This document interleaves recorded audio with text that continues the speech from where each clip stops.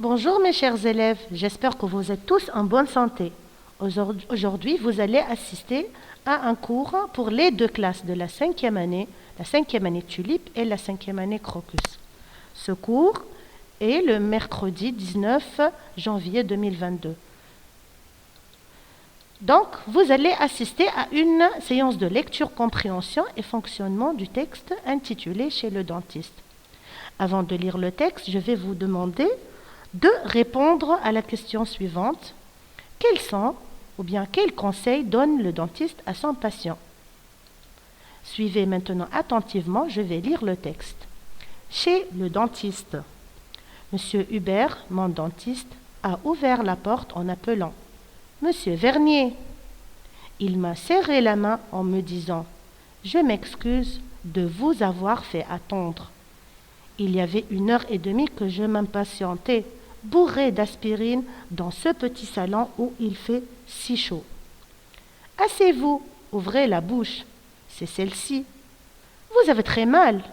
Oh, tout cela est en bien mauvais état. Il me tapait les dents avec le manche de métal d'un de ses instruments.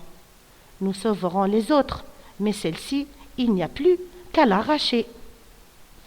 Je vais vous insensibiliser, dit-il, en prenant une seringue dans une boîte de fer et il a ajusté l'aiguille. C'est en général à la rentrée des classes que je vous vois chez moi, mais cette fois-ci, il est bien tard. Bientôt, vous aurez une dent de moins. Puis, il enfonce l'aiguille dans ma gencive et il a commencé à pousser le piton. Je regardais sa main crispée dans l'effort. Ensuite, il a pris sa pince, il a commencé à faire bouger la dent malade. Cela a été assez long.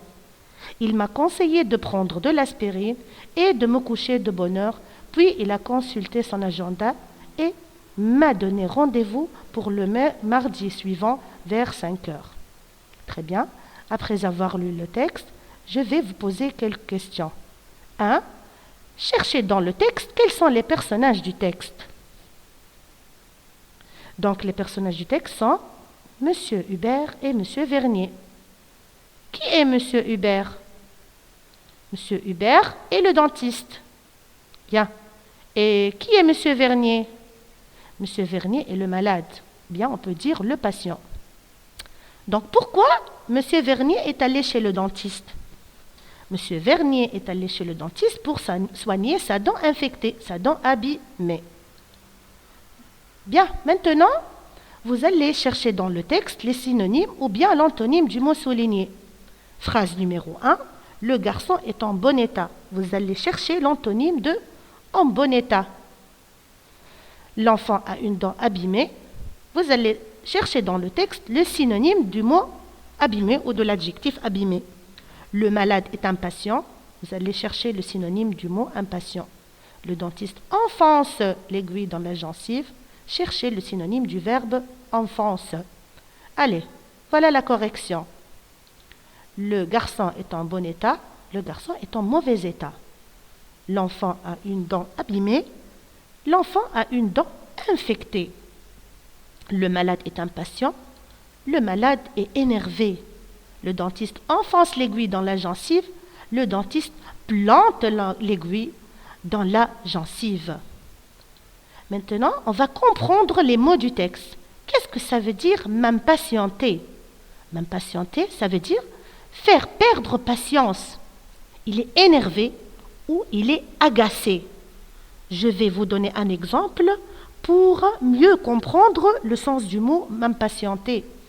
Donc l'élève attend les résultats avec impatience. Il s'impatientait pour connaître le résultat. Il est très nerveux. 2. Bourré d'aspirine. Qu'est-ce que ça veut dire bourré? Bourré est rempli ou bien plein. Exemple, la salle est bourrée, donc la salle est très pleine. Insensibilisé, c'est le verbe. Insensibilisation, c'est le nom. Rendre insensible ou bien faire une anesthésie. Exemple, donc l'anesthésiste, avant de faire une opération, l'anesthésiste insensibilise le patient pour ne pas sentir les douleurs. Donc, l'anesthésiste insensibilise le patient. Maintenant, on va passer aux questions de compréhension pour mieux comprendre le texte. 1 barre ce qui est faux. Monsieur Hubert est très gentil. L'enfant a mal à la gorge ou l'enfant visite le dentiste pour la première fois. Donc, la correction. Monsieur Hubert est très gentil, oui. Monsieur Hubert est très gentil. L'enfant a mal à la gorge, non. L'enfant visite le dentiste pour la première fois, non. Donc, on doit barrer. L'enfant a mal à la gorge et l'enfant visite le dentiste pour la première fois. Comment le dentiste accueille-t-il le petit garçon? Comment le dentiste, il accueille le petit garçon? Donc, le médecin, ou bien le dentiste, accueille le petit garçon gentiment. Donc, monsieur Hubert est gentil. 4. Pourquoi le malade a-t-il pris beaucoup de comprimés? Pourquoi le malade a bu beaucoup de comprimés? Le malade a pris beaucoup de comprimés pour calmer sa douleur. Donc, il souffre, il a pris beaucoup de comprimés. Que fait le dentiste avant d'arracher la dent de l'enfant? Avant d'arracher la dent de l'enfant, le docteur lui insensibilise la gencive.